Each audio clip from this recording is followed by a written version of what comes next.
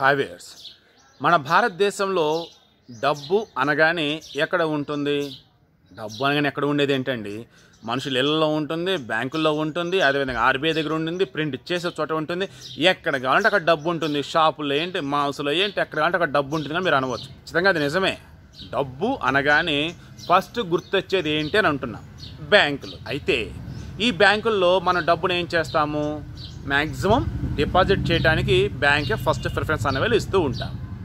అయితే ఏ bank preference ఇస్తూ ఉంటాము? జనరల్గా మొన్నటువంటి తిరుమల తిరుపతి దేవస్థానం కావచ్చు, లేదంటే పూరి జగన్నాథ్ టెంపుల్ వాళ్ళు కావచ్చు, దుర్గమ్మ గుడి కావచ్చు, శ్రీశైలం కావచ్చు, మరికొన్ని చోట్ల పెద్ద పెద్ద దేవస్థానాలు కూడా ఏం చేస్తాయంటే వాళ్ళ డబ్బుని, కానుకల రూపంలో వచ్చిన డబ్బుని ఏం చేస్తారంటే వడ్డీ కావాలి కాబట్టి ఫిక్స్డ్ డిపాజిట్ కావచ్చు, లేదంటే రికరింగ్ డిపాజిట్స్ కావచ్చు, వేరే డిపాజిట్స్ రూపేణ ఏం చేస్తారు, షార్ట్ టర్మో లేదంటే లాంగ్ టర్మ్ వైజు బ్యాంకుల్లో జమ చేస్తారు. ఏ బ్యాంకుల్లో జమ చేస్తారు? ప్రభుత్వ రంగ బ్యాంకులు కనుక అయినట్టయితే వడ్డీ అనేది చాలా తక్కువ ఇస్తూ ఉంటారు. అదే ప్రైవేటు బ్యాంకులు కనుక అయినట్టయితే వడ్డీ అనేది ఎక్కువ ఇస్తారు. అదేవిధంగా కోఆపరేటివ్ బ్యాంకులో, లేదంటే అర్బన్ బ్యాంకులో, లేదంటే ఇంకొన్ని బ్యాంకులు ఉంటాయి, సహకార బ్యాంకులు, ఈవేలో అవైతే ఇంకొంచెం ఎక్కువ ఇస్తాయి. ఈ వేలో వడ్డీ బాగా వస్తుంది కదా అని చెప్పేసి ప్రైవేటు బ్యాంకులను ఎవరైతే అప్రోచ్ అవుతూ ఉంటారో వాళ్ళు ప్రతిసారి ఎప్పటికప్పుడు ఇబ్బందులు పడుతూనే ఉన్నారు. దానికి కారణం ఏంటి అంటే ఆ బ్యాంకులు బోర్డు తిప్పేయటం. ఆ బ్యాంకులు వచ్చేసి మేము కోల్పోయాం, సర్వం కోల్పోయాం, ఇక మా దగ్గర ఏమీ లేదని చెప్పేసి ఐపీ పెడతాం.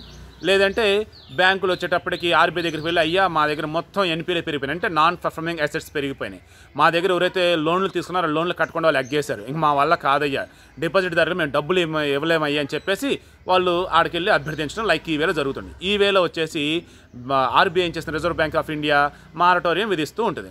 మీ మారటోరియం అంటే ఏంటి? కొన్నాళ్ళు ఆ బ్యాంక్కి సంబంధించి ట్రాన్సాక్షన్స్ కొంటూ ఒక లిమిట్ అనేది పెడతాం. తర్వాత బ్యాంక్ రిలేటెడ్ చెక్లు కావచ్చు, మిగతా కావచ్చు ఎక్కడ చెల్లకుండా చేయటం. దీనివల్ల ఏం చేస్తుంది?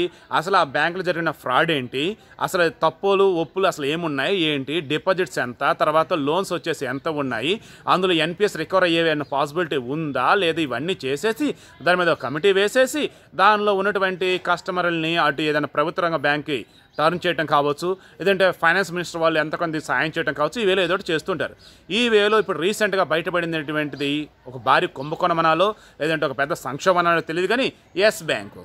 ఈ ఎస్ బ్యాంకుకి సంబంధించేసి మొన్న జస్ట్ ఒక 5 months బ్యాకే 1300 కోట్ల రూపాయలు దాదాపు తిరుమల తిరుపతి దేవస్థానం వాళ్ళు గడువు పూర్తవడంతో వాళ్ళు తీసుకొని హ్యాపీగా బయటపడ్డారు. అయితే పూరి జగన్నాథ్ టెంపుల్ వాళ్ళు మాత్రం 545 కోట్ల చిలుకు డబ్బులు వాళ్ళ దగ్గర బ్యాంకులో ఉండిపోయి వాళ్ళు ఇప్పుడు ఇబ్బంది పడుతున్నారు. తీరా ఆ బ్యాంకులో డిపాజిట్ చేసిన వాళ్ళు మిగతా వాళ్ళు చాలా మంది ఉంటారు కదా. ఎస్ బ్యాంక్ అంటే ఆల్మోస్ట్ కార్పొరేట్ కంపెనీస్ చాలా వాటికి శాలరీ అకౌంట్స్ కింద, నో ప్రిల్స్ అకౌంట్స్ కింద అవే ఉంచుకుంటూ ఉన్నాయి. ఈ వేలో వాళ్ళ ఇప్పుడు నెలకు వచ్చి 50,000కి సంబంధించి తీయటానికి లేదు. పెళ్ళిళ్ళలో వేరే ఫంక్షన్లు ఏమైనా కనుక ఉన్నట్టయితే నెలకి 5 లక్షల మించి తీయటానికి లేదు. ఈ వేలో మొత్తం కూడా అక్కడ వాళ్ళకి కొన్ని లాట్ ఆఫ్ ఫైనాన్షియల్ బ్యారియర్స్ అనేవి విధించడం జరిగింది. ఈ వేలో ఇప్పుడు నేను కొత్తగా ఏం చెప్పబోతూ ఉన్నానంటే ఈ ఎస్ బ్యాంక్ దారిలోనే, ఈ ఎస్ బ్యాంక్ తరహాలోనే ఎక్కడైతే గతంలో చార్మినార్ బ్యాంకు మరికొన్ని బ్యాంకులు బోర్డులు తిప్పేసాయో లేదంటే ప్రాబ్లమ్స్ వచ్చేసి బిచానా ఎత్తేసాయో ఈ వేలో మరికొన్ని బ్యాంకులు బయటపడ్డాయి. 1 కాదు 2 కాదు, ఏకంగా 52 బ్యాంకులు. ఈ 52 బ్యాంకులు కూడా మన ఆంధ్రప్రదేశ్లో కావచ్చు, తెలంగాణ కావచ్చు ఉన్నటువంటి బ్యాంకులు బోర్డు అన్ని ఇక్కడ లిస్ట్ కనిపిస్తూ ఉన్నాయి. దీనిలో ప్రధానంగా ఎక్కువగా కనిపిస్తున్నది అర్బన్ బ్యాంకులు, కోఆపరేటివ్ బ్యాంకులు ఇవే కనిపిస్తూ ఉన్నాయి. ఎందుకు ఈ రకం కనిపిస్తూ ఉన్నాయి ఏంటి అన్నప్పుడు అసలు ముందు ఆ బ్యాంకులు ఏంటో మనం మాట్లాడుకుందాం. ఆ తర్వాత అసలు విషయాలు మాట్లాడదాం. మరి ఈ బ్యాంకు లిస్ట్ ఎవరు బయటకు ఇచ్చారు? రిజర్వ్ బ్యాంక్ ఆఫ్ ఇండియా అఫీషియల్గా ఏమన్నా ఇచ్చిందంటే కాదు. బెంగళూరు హెడ్ ఆఫీస్ అయినటువంటి బ్యాంక్ ఆఫ్ ఇండియా వాళ్ళు ఆ లిస్ట్ అనేది బయటకు ఇచ్చేసి బ్యాంక్ ఆఫ్ ఇండియా బ్రాంచెస్ ఏవైతే ఉంటే వాళ్ళందరూ కూడా చూడటం జరిగింది. ఏవైతే ఇప్పుడు మీకు బ్యాంకుల లిస్ట్ పంపుతూ ఉన్నామో ఈ బ్యాంకుల దగ్గర నుంచి వచ్చేటువంటి చెక్స్ ఏవైనా సరే మీరు స్వీకరించవద్దు. కస్టమర్స్ కూడా మీరు చెప్పండి ఈ బ్యాంకుల చెక్కులు మేము స్వీకరించమని చెప్పేసి. దాంతో ఒకసారిగా నిన్న ఈరోజు మొత్తం కూడా ఇవే వైరల్ అవుతున్నాయి. దాంతో ఈ లిస్టులో మా బ్యాంక్ ఉందా లేదని చెప్పేసి కస్టమర్లు అంతా కూడా వెతుకుతూ ఉన్నారు. అలా కనుక ఉన్నట్టయితే ఆర్బీఐ నుంచి అఫీషియల్గా అనౌన్స్మెంట్ రావడానికి ముందే వీళ్ళు డిపాజిట్స్ అన్నీ కూడా విత్డ్రా చేసుకోవడానికి అవకాశం అనేది ఉంటుంది. సో ఈ వేలో అది కూడా ఒకసారి ఆ లిస్ట్ కూడా మీకు కూడా చెప్తాను. దీనిలో కొంతమందికి వేరే రాష్ట్రాల్లో ఉన్న బ్యాంకులు ఉండవచ్చు, ఇక్కడ మన తెలుగు రాష్ట్రంలో ఉన్న బ్యాంకులు ఉండవచ్చు. ఒకసారి చెక్ చేసుకోండి. ఆ తర్వాత మీ బ్యాంకులు కనుక లేనట్టయితే హ్యాపీగా ఉండండి. ఒకవేళ మీ కనుక ఉన్నట్టయితే ఇమీడియట్గా మీ డబ్బు అనేది విత్డ్రా చేసుకొని పెట్టుకోండి. ఇలా చూసుకుంటూ ఉన్నప్పుడు ముందుగా ఎస్ బ్యాంక్ లిమిటెడ్. సో ఇది నేషనల్ బ్యాంక్ వైజ్గానే నేషనల్ వైడ్ ఉన్నది, కాకపోతే ప్రైవేట్ బ్యాంకు. ఆల్రెడీ దానికి సంబంధించి ఏం జరుగుతుందంటే మనం మొత్తం చూస్తూనే ఉన్నాం. దాని తర్వాత Pochampally cooperative urban bank limited తెలంగాణలో ఉన్న బ్యాంకులా కనిపిస్తుంది. తర్వాత 7 hills cooperative urban bank limited మన తెలుగుదే. తర్వాత Warangal urban cooperative bank limited తెలుగుదే. Bhadradri cooperative urban bank limited మన తెలుగు వాళ్ళదే. The Sanghamitra cooperative urban bank limited తెలుగులాగా కనిపిస్తూ ఉన్నది. తర్వాత Yadagiri Lakshmi Narasimhaswamy cooperative urban bank obviously తెలుగుదే. తర్వాత the Tirupati cooperative bank limited తెలుగే. The Guntur cooperative urban bank limited తెలుగే. The Hindustan shipyard staff cooperative bank limited ఇది ఆబ్వియస్లీ నేను అనుకోవడం వైజాగ్ అనుకుంటూ ఉన్నాను. తర్వాత Kaveri Grameena bank, chartered Sahakari bank Niyamita, the Kolar and Chik Ballapura district cooperative centre, Doha bank QSC, Dhakuria cooperative bank limited, the Burdwan central cooperative bank limited, the Khulna town credit cooperative bank limited, the Jalpaiguri central cooperative bank limited, the Orissa state cooperative bank limited, the Utkal cooperative banking society limited, the United puri Nimaparak central cooperative bank limited, the Puri urban cooperative bank limited, the Nayagarh district central cooperative bank limited, Cuttack central cooperative bank limited, the urban cooperative bank limited, తర్వాత the Balasore Bhadrak central cooperative bank limited, the Mayurbhanj central cooperative bank limited, the Keonjhar central cooperative bank limited, the Angul united central cooperative bank limited, the Utkal Grameena bank, the Berhampur cooperative bank limited,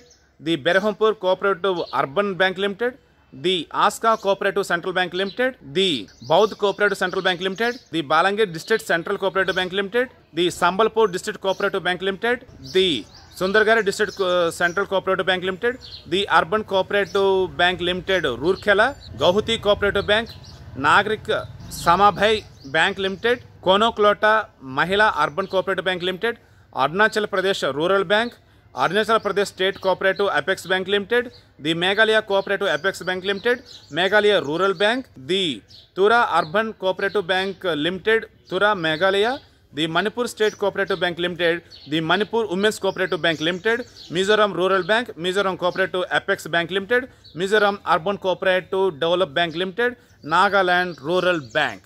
ఇవన్నీ కూడా list out చేసి ఇచ్చింది ఎవరన్నప్పుడు bank of India Bengaluru head office వాళ్ళు ఈ list అంతా కూడా ఇవ్వటం జరిగింది. ఎవరికి ఆయా బ్రాంచ్లు ఇవ్వటం జరిగింది. వీళ్ళు ఏం చేశారు, వాటిలో ఉన్నటువంటి కొంతమంది బ్యాంక్ మిత్రులు వాళ్ళ ఫ్రెండ్స్కి ఫార్వర్డ్ చేయడం జరిగింది. దీంతో ఇది ఒకసారి మొత్తం వైరల్ అవుతూ ఉంది. అంటే ఆన్ యావరేజ్ మొత్తం 52 బ్యాంకులు. దీనిలో ఎక్కువగా కనిపిస్తున్న బ్యాంకులు ఏంటో ఒకసారి మీరు అబ్జర్వ్ చేయండి. ఆల్మోస్ట్ అన్ని కోఆపరేటివ్ బ్యాంకులు లేదంటే అర్బన్ బ్యాంకులు. ఇందులో మన తెలుగు రాష్ట్రాల్లో వచ్చేసి ఆన్ యావరేజ్ బిలో 10 ఉన్నాయి, 5 to 10 మధ్యలో ఉన్నాయి. అదేవిధంగా ఇటు ఒరిస్సాలో కూడా ఎక్కువ కనిపిస్తూ ఉన్నాయి. తర్వాత నార్త్ ఇండియా సైడ్ కొన్ని కనిపిస్తూ ఉన్నాయి. అండ్ కర్ణాటకలో కొన్ని, తమిళనాడులో కొన్ని ఉన్నాయి. సో ఇలా చూసుకుంటూ ఉన్నప్పుడు క్లియర్గా ముందు చెప్తాను కదా, ఎందుకు ఈ రకంగా ఈ బ్యాంకుల్లోనే ఇలా డబ్బులకు సంబంధించి భారీగా ఇబ్బందులు వస్తాయి ఏంటి అన్నప్పుడు మనం క్లియర్గా ఒకే ఇక్కడ గమనించాలి. కోఆపరేటివ్ బ్యాంక్ సొసైటీస్, కోఆపరేటివ్ సొసైటీకి సంబంధించి ఎన్నికలు జరుగుతున్నప్పుడు కూడా చాలా ప్రలోభాలు పెట్టి మరి ఆ ఎన్నికల్లో గెలుస్తూ ఉంటారు. ఎందుకు?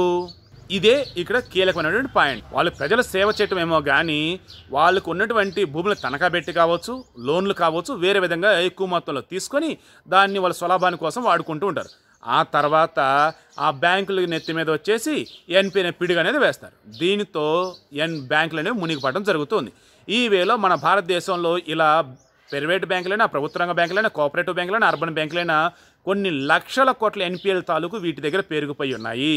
సెంట్రల్ గవర్నమెంట్ కావచ్చు, స్టేట్ గవర్నమెంట్ కావచ్చు, ప్రాపర్ వేలో కనుక వాళ్ళు కనుక స్టెప్స్ కనుక తీసుకున్న ఉన్నట్టయితే, రక్షణ చర్యలు కనుక తీసుకుంటూ ఉన్నట్టయితే ఖచ్చితంగా ఈరోజు మన భారతదేశంలో ఏ ఒక్క సామాన్య వ్యక్తి కూడా బ్యాంకుల వల్ల ఇబ్బంది పడకుండా ఉంటాడు. కానీ బడా బాబులే కాబట్టి ఈ రకంగా ఫ్రాడ్లకు పాల్పడేది, తప్పిదాలకు పాల్పడేది, డూప్లికేట్ డాక్యుమెంట్లు బట్టి డబ్బులు లోన్లు తీసుకునేది.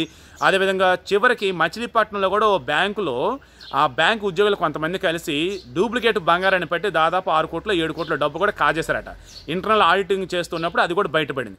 అంటే ఈ వేళ చూడండి ఒకసారి ఎన్ని చోట్ల ఎన్ని రకాలుగా ప్రైవేట్ వాళ్ళు కావచ్చు, పబ్లిక్ వాళ్ళు కావచ్చు, బ్యాంక్ వాళ్ళు కావచ్చు, బయట వాళ్ళు కావచ్చు, మొత్తం కూడా ఏంటి మోసాలకి తెగబడతామే.